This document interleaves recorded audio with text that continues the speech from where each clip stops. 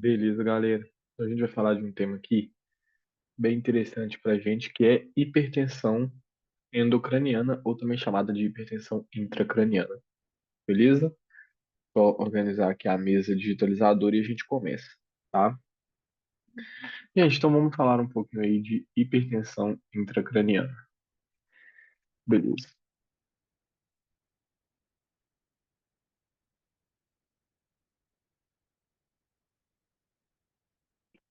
Existe uma teoria, galera, que é uma teoria até bem interessante para a gente, que é a seguinte teoria, tá? Ela fala de uma tríplice, de um mecanismo triplo, tá? Que é simplesmente o seguinte: a gente tem o líquido cefalorraquídeo, então a gente tem o LCR, a gente tem a massa encefálica,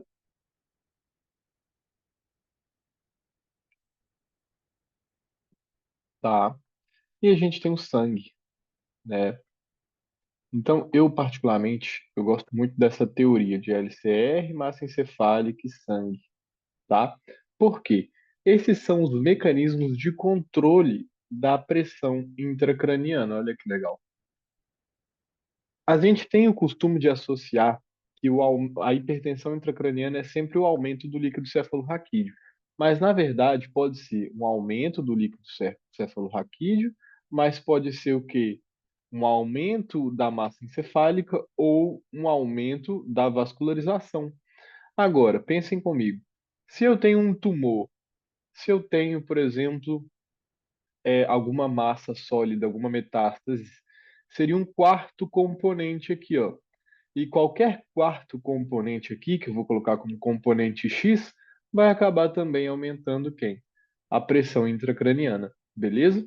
Então eu tenho que pensar dessa forma, que o cérebro normal, o sistema nervoso central normal, ele é constituído por massa encefálica, sangue e LCR. Qualquer alteração desses três mecanismos ou um outro mecanismo a mais pode causar hipertensão intracraniana, tá? Então eu gosto de pensar dessa forma, eu acho que é uma forma aí que ajuda a gente, né? Quando a gente fala em hipertensão intracraniana, então pressão intracranial, o valor da pressão intracranial normal, tá, gente? Geralmente é igual a 15 milímetros de mercúrio, beleza? Isso aqui é o normal, né? Vou deixar bem claro aqui pra gente. Isso aqui é o normal. Agora, quando esse valor, por exemplo, ultrapassa seus 22 milímetros, então maior ou igual a 22 milímetros de mercúrio, tá?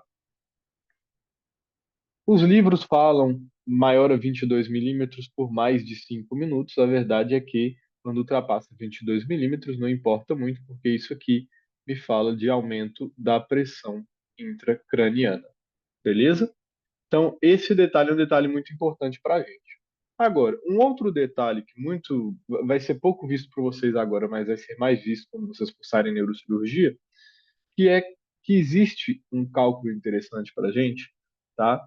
Que é o seguinte: a pressão, tá, de perfusão cerebral, ela é igual à pressão arterial média menos a pressão intracraniana.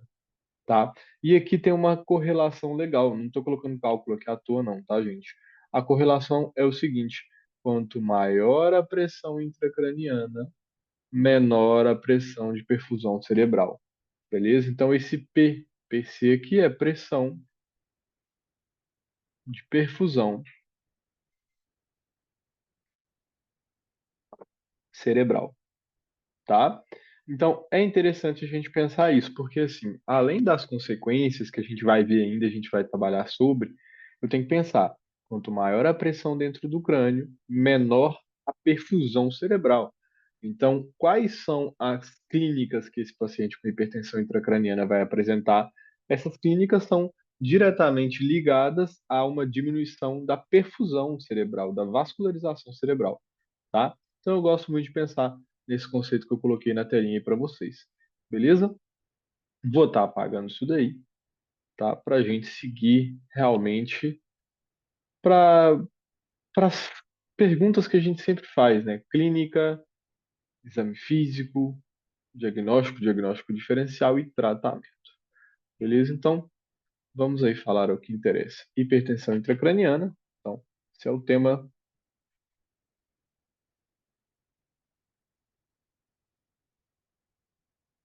né, de hoje. A gente já definiu, tá? Já ficou definido aí como sendo uma pressão maior ou igual a 22 milímetros de mercúrio, e isso acaba ocasionando ali a diminuição da pressão de perfusão cerebral, da PPC.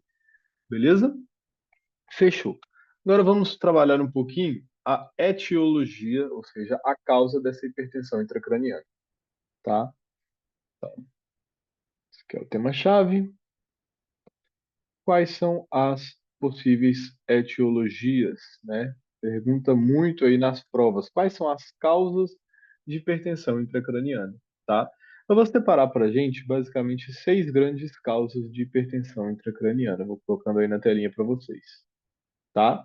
A gente poderia pensar em um traumatismo encefalocranial, tá?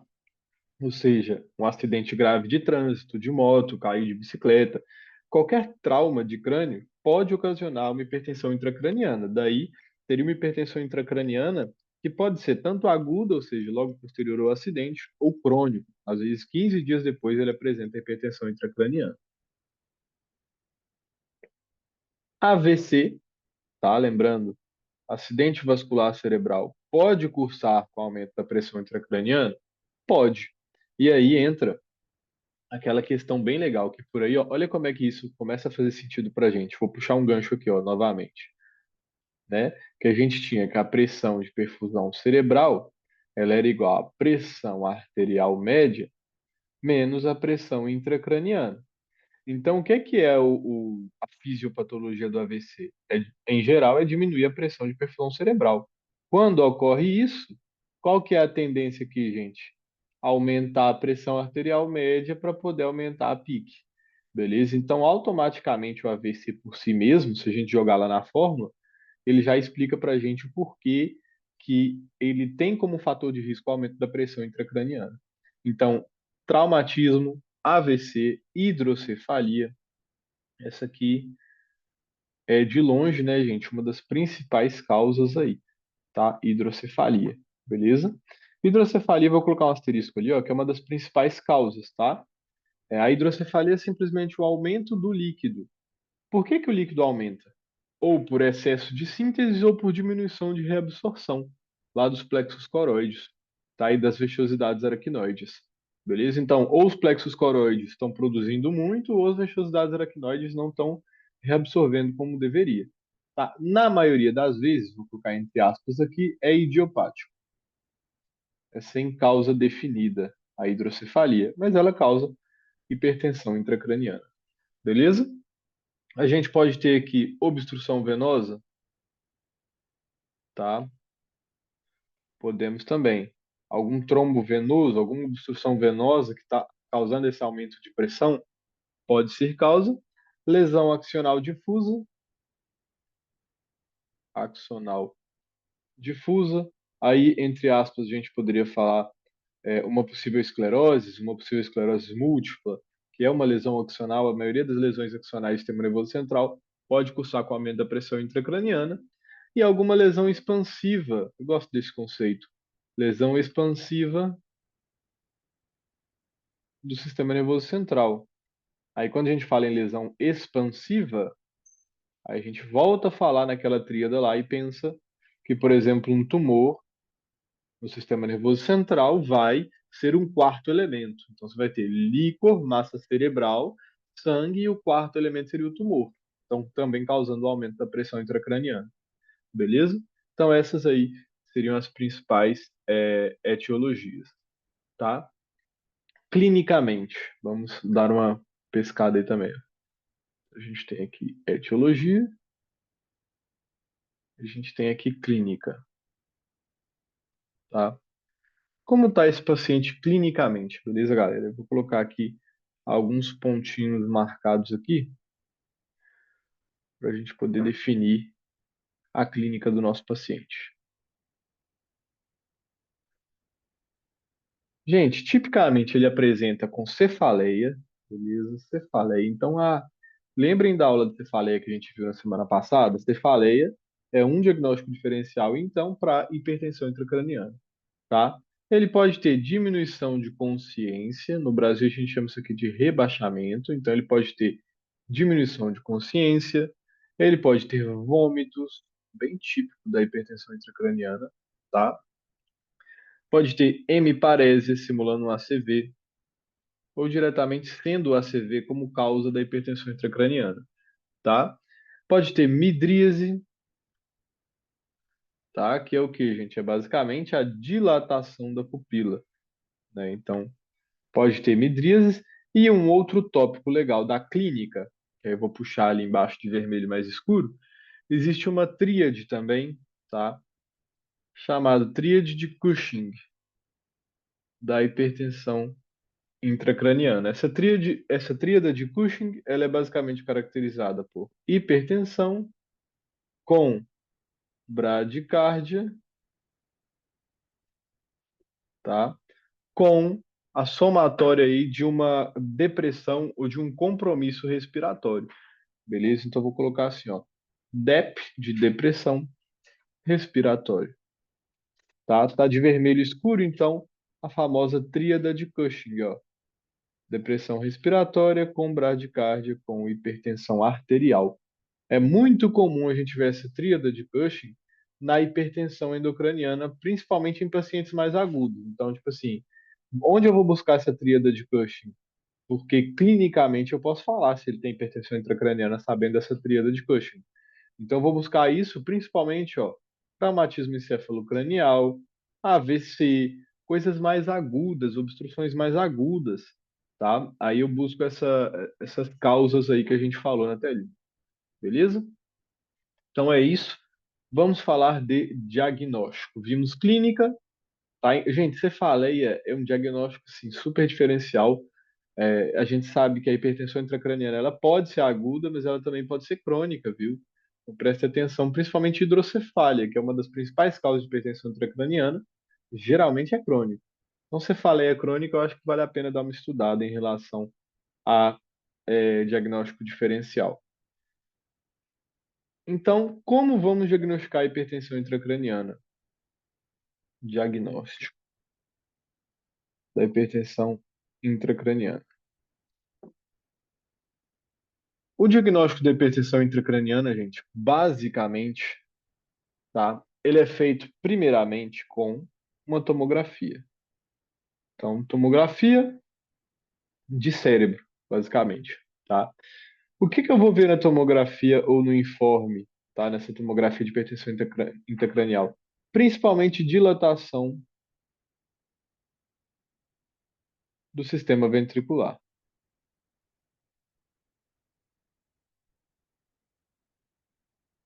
Então, tipo assim, como que é isso, Henrique? O sistema ventricular, ele é naturalmente, ele tem esse formato aqui que eu estou desenhando aqui em cima, que são os ventrículos laterais, principalmente. Naturalmente tem esse formato. Quando a gente tem um aumento da pressão intracraniana, você vai ter um ventrículo bem assim, ó, bem um gigante mesmo, assim, ó, ao redor. Então você tem um ventrículo que é muito óbvio na tomografia que se trata de uma hipertensão intracraniana ou minimamente de uma hidrocefalia, beleza? Então, a tomografia é um estudo que ajuda a gente a pensar, olha, esse ventrículo aqui não está normal, beleza? Esse ventrículo não está normal. Eu vou adicionar, inclusive, um outro estudo, que é o oftalmoscópio. Não necessariamente por uma questão de mandar o paciente com interconsulta com oftalmologia, não, mas eu acho que a gente mesmo, tendo oftalmoscópio, sabendo visualizar no fundo de olho, a gente pode evidenciar, por exemplo, o papiledema, que pode ser o quê? Pode ser algo que faça com que a gente suspeita. O paciente que você fala é crônica, papiledema, a gente volte lá e peça a tomografia, beleza? Para continuar estudando esse paciente. Beleza? Eu posso também fazer uma interconsulta com oftalmologia, não tem problema nenhum, não, tá? Mas basicamente o diagnóstico definitivo é com um catéter de aferição da pressão intracranial. tá? Como que é esse catéter, gente? Esse catéter é o famoso PL, é um catéter que você vai ter que fazer a punção lombar, você vai colocar ele ali na região lombar. Pode ser feito um catéter também na cisterna magna, a nível occipital? Pode, mas é um pouco mais perigoso o procedimento. Então, geralmente se faz com um catéter de punção lombar mesmo, se coloca o catéter, se avalia quantos milímetros de mercúrio sobe o líquido com a medição adequada. Beleza? E a medição adequada, então, é realizar isso. Henrico, mas não é contraindicado na hipertensão intracraniana fazer uma punção lombar? É que aqui, na verdade, não é uma punção, não é uma extração de líquido, tá? Na verdade, eu coloco o catéter para medir a pressão. Então, eu coloco o catéter, ele vai medir a pressão. Eu não vou estar fazendo um vaziamento daquele líquido ali. A gente sabe que tem risco de herniação? Tem. Só que, assim, a única forma de eu evidenciar uma pressão intracraniana aumentada é fazendo a punção. Não a punção, mas fazendo a medição. Então, se fala com catéter de medição de pique, beleza? Que são procedimentos diferentes. Apesar de ter a mesma invasibilidade de eu ter que acessar ali com a agulha, são procedimentos diferentes, tá? Então, diagnóstico, tomografia, oftalmoscópio, catéter de aferir pressão intracraniana, tá? É, E assim, a, a, a- o catéter, tá, gente, para aferir a pressão intracraniana, principalmente, ele pode ser indicado, deixa eu só apagar esse número 4 aqui, na verdade.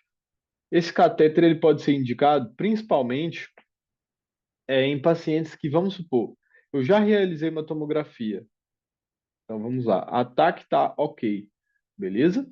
Aí vocês perguntam assim, não, Henrique, mas na tomografia eu não vi nada, então eu não vou pedir uma medição de pressão intracraniana.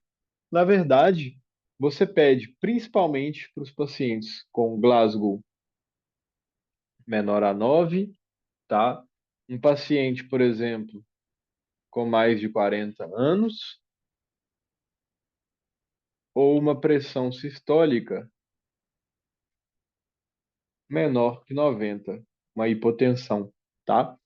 Para esses aqui, mesmo se a ataque estiver normal, a gente vai fazer o catéter de aferir a PIC, a pressão intracraniana, para esses três pacientes. Rebaixamento neurológico, maior de 40 anos, pressão sistólica baixa, hipotenso, a gente faz a punção, punção não, faz a medição de pressão intracraniana com catéter, beleza? É, assim, neurologicamente, gente, que fácil, tá? Eu conheço pessoas que têm hipertensão intracraniana, fizeram tomografia, a tomografia não evidenciou basicamente nada, tinha suspeita através do oftalmoscópio, olha que legal. E mesmo assim, se pede então para aferir a PIC. Essa pessoa tinha uma pressão de 29, 30, olha que legal. Então, diagnosticando hipertensão intracraniana. Então, não é uma contraindicação absoluta, talvez para clínicos, mas para neurologia, a neurologia vai fazer da mesma forma. Porque tem que avaliar a pressão. Não tem outra forma, beleza? De eu colocar um diagnóstico se não for dessa maneira, não. Beleza? Fechou, galera. Dito isso, vamos finalmente ao tratamento, né? Vou puxar um gancho aqui. Diagnóstico e tratamento de hipertensão intracraniana. Tratamento. Beleza. Gente, o tratamento, ele pode ser dividido em 1 milhão de formas, tá? Eu vou colocar aqui mais ou menos tipo, umas 5 formas distintas, porque isso depende muito se é uma hipertensão aguda, se é crônica, se isso está colocando em compromisso a vida do paciente, se está causando herniação cerebral, que é uma consequência da hipertensão intracraniana. Henrique, o que é herniação? É muito simples. A gente tem lá os agorreiros do crânio, do endocrânio. Se eu tenho uma pressão muito aumentada, um dos riscos é que as estruturas, como o cerebelo, o tronco encefálico, colocam, ou seja, começam a querer sair para fora desses forames, literalmente. Começam a querer, tipo, sair do endocrânio. Então, isso é herniação, isso causa morte cerebral, beleza? É um estado muito crítico. Então, eu tenho que tomar muito cuidado com assim, os fatores ali da pressão intracraniana, beleza? O tratamento, se é um paciente agudo ou se é um paciente crônico, se ele tiver internado ou se ele tiver tido um AVC ou um traumatismo crânioencefálico, é de bom grado colocar a cabeceira aumentada. Então, vou colocar assim, ó, elevar cabeceira da cama, né, em uma angulação superior a 30 graus. Isso é uma medida que ajuda com que o sangue venoso tenha uma boa drenagem, que o sangue arterial não tenha uma pressão aumentada e que com isso eu consiga controlar a pressão intracranial do meu paciente, ou pelo menos minimizar. Não é um tratamento, mas minimiza, beleza? A correção do sódio é interessante a gente fazer, principalmente nos casos mais agudos, porque as causas de hipertensão intracraniana podem causar uma depressão do sódio, pode causar uma hiponatremia, tá? Eu posso fazer um tratamento com fluidoterapia, né? Ou seja, posso fazer com uma solução hiperosmótica, se quiser, tá? Para estar ajudando a tratar aí essa hipertensão intracraniana, não é o mais utilizado. Pode-se utilizar corticoide, principalmente para edema vasogênico. Então, por exemplo, se a gente percebe que o paciente tem um edema cerebral com hipertensão intracraniana por um traumatismo encefalocranial, os corticoides têm uma determinada ação para inibir o edema vasogênico, tá? No geral, o tratamento mestre, assim, mais utilizado, vou até colocar ele de laranja aqui, ó, é o manitol, né? O manitol, ele é um dos tratamentos mais usados, ele é um diurético osmótico, tá? Geralmente se usa 0,5 miligramo, né, por quilograma de peso corporal, cada 4 horas, beleza? De forma intravenosa, tá? Então, manitol, nos casos mais agudos, tratamento hospitalário, é um dos diuréticos osmóticos mais utilizados para tratamento de hipertensão intracraniana e também para edema cerebral, tá? E, obviamente, cirurgia, né? As duas cirurgias famosas é a derivação ventrículo externa, né? Que é, na verdade, também chamada de DVP, tá? DVP, ou seja, derivação ventrículo peritoneal. Essa aqui é principalmente utilizada para emergência, ou seja, vou colocar um catéter. É muito simples, eu vou colocar um catéter, vou entrar no cérebro com uma drepanação cirúrgica, vou entrar, vou colocar um catéter nos ventrículos laterais, esse catéter vai passar de forma externa, externa que eu digo assim, tá, gente? Ele não fica à mostra, ele passa subcutâneo à pele, tá? Passa aqui no pescoço e se direciona para o peritônio, beleza? E esse líquido ele é redirecionado para o peritônio acaba dando uma enxugada nisso daí, tá? Então se faz derivação ventrículo-peritoneal, que se chama externa também, com essas siglas aí. E o outro procedimento cirúrgico é o DVT, né? Derivação ventrículo torácica.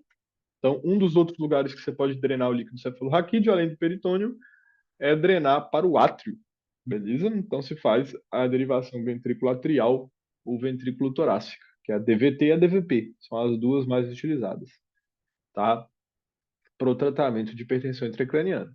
Então, assim, tratamento não tem. O que tem é mediar os meios e controlar as causas, basicamente. Então, eu vou, tipo, tratar de evitar que isso piore, que isso chegue a uma herniação cerebral e vou estar tratando as causas que a gente viu. Vou manusear bem o AVC, vou manusear bem o traumatismo encefalocranial, interconsulta com neurocirurgia, interconsulta com oftalmologia, beleza?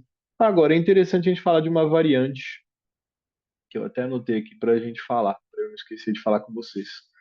Uma variante muito famosa disso tudo, chamado aí de pseudotumor cerebral, beleza? Então a gente vai falar um pouquinho do pseudotumor cerebral. Na tela para a gente ver. Pseudotumor cerebral, beleza? Pseudo significa falso, tá? Então, assim, o que que significa mesmo esse pseudotumor cerebral? O que que eu poderia dizer sobre ele? Tá? A gente poderia falar que é uma síndrome, tá? É uma síndrome com aumento da pressão intracraniana e geralmente de causa idiopática. ou seja, sem causa aparente, tá? Henrico, essa síndrome aí, que ela é idiopática, né? Ou seja, sem causa aparente, tem fator de risco? Tem, isso tem. Eu não posso dizer que a causa é isso, mas os fatores de risco são principalmente obesidade, tá? Gestação, ou seja, mulheres embaraçadas aí também, tá? E fármacos, alguns fármacos também podem causar isso daí. Então é interessante a gente perguntar para o paciente se ele está fazendo uso, por exemplo, de anticonceptivo oral, olha que interessante, ciclosporina,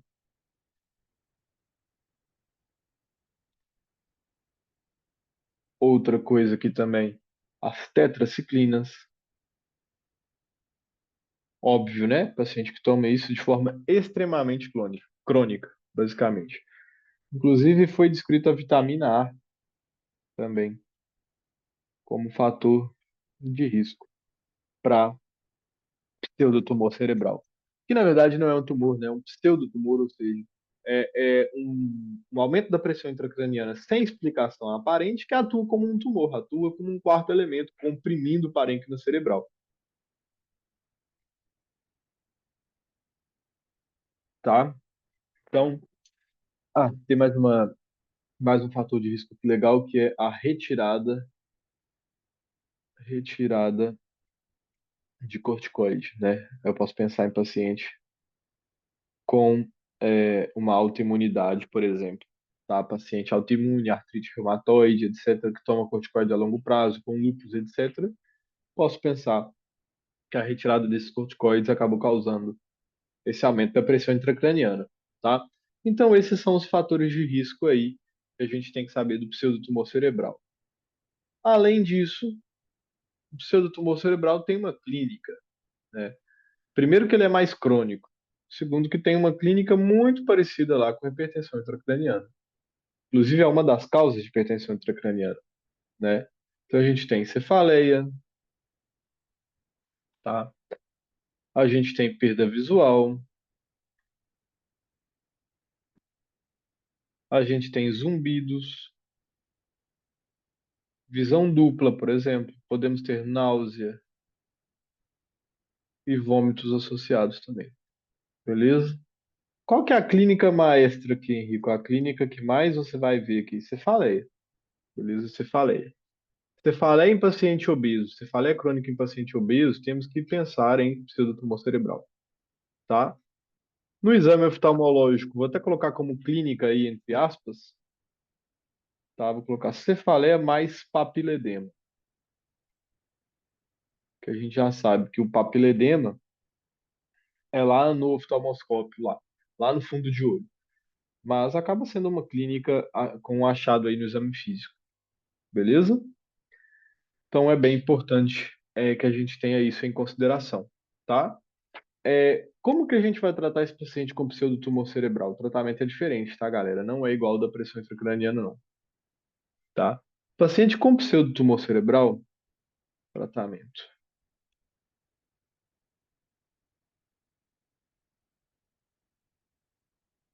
A gente pode fazer, principalmente falar com ele o seguinte, olha, uma das coisas que vai ajudar muito aqui é a perda de peso, tá? A perda de peso, ela vai ajudar muito aqui na eficácia e na resposta terapêutica do paciente, beleza? Então eu vou conversar sobre a perda de peso, e tirando isso, as outras opções realmente terapêuticas farmacológicas seria acetazolamida, tá? Dose de 250 miligramas cada 6 horas. Posso dar também furosemida. A furosemida ela pode ser 20 miligramas por dia em pacientes adultos. Posso dar esteroide sistêmico a curto prazo? Posso, mas aí é perigoso depois, quando eu paro lá na frente, causar um aumento ainda maior dessa pressão intracraniana, tá? Então a gente pode seguir com cirurgia da bainha do nervo óptico, porque por aí, se a sintomatologia é mais ocular, eu faço uma cirurgia diretamente liberando espaço da bainha do nervo óptico e aumentando, ou seja, diminuindo a sintomatologia. E a outra opção são os shunts que a gente falou lá de hipertensão intracraniana, são shunts cirúrgicos. Então, por exemplo, pode-se aumentar as comunicações ventriculares entre ventrículo lateral, terceiro e quarto ventrículo, por exemplo. Eu posso aumentar o espaço entre essas comunicações. Eu posso estar diretamente colocando uma ponte entre o ventrículo lateral e o terceiro ou quarto ventrículo, já para já ajudar a drenar esse líquido de forma mais adequada, beleza? E eu posso estar fazendo a DVT, né, e a DVE, beleza? Para poder tá tratando isso daí, beleza? Então, assim, ó, são coisas distintas dentro de uma mesma clínica, tá? Então, a gente tem três coisas assim que a gente tem que saber, que a gente tem que sair daqui tendo uma noção. Hidrocefalia, que é ou o excesso de produção do líquido ou a diminuição da sua absorção, que é uma coisa. O pseudotumor cerebral, que é outra coisa de origem idiopática, tá? E esses dois podem causar a hipertensão intracraniana, que é o primeiro que a gente viu ali, beleza? Então, assim, ter essas três coisas, essas três questões em claro e saber que, a, assim, quase que a totalidade das patologias intracraniais podem causar hipertensão intracraniana. Simples, beleza? E o tratamento vai depender, obviamente, tá? O que a gente faz é evitar. A hipertensão intracraniana, eu acho que a palavra certa para ela é evitar. Evitar tratando de forma adequada as causas, beleza? Por exemplo, como na aula de AVC que a gente teve, tá? Do manejo adequado do AVC. Então, isso é um dos temas principais para a gente.